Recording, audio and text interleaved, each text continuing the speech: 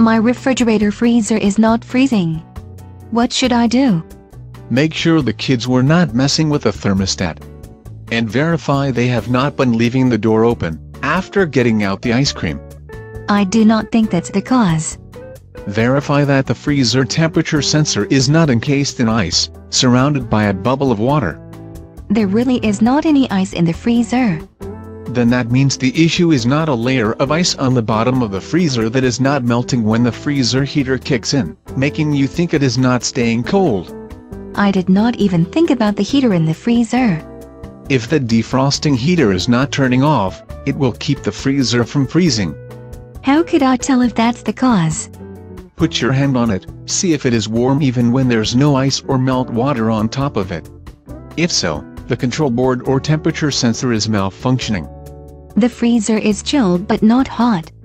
I wonder what else it could be. The unit's cooling coils may not be working right. If the efficiency has dropped because it is dirty, it cannot get as cold. So I'd notice it in the freezer more because it is not frozen. The fridge may be warmer too, but you might not notice it as much as melted ice cream. You might want to check to see if you're putting too much hot stuff in the fridge, before you assume it is a mechanical problem though. I do not know how to tell if it is a mechanical problem.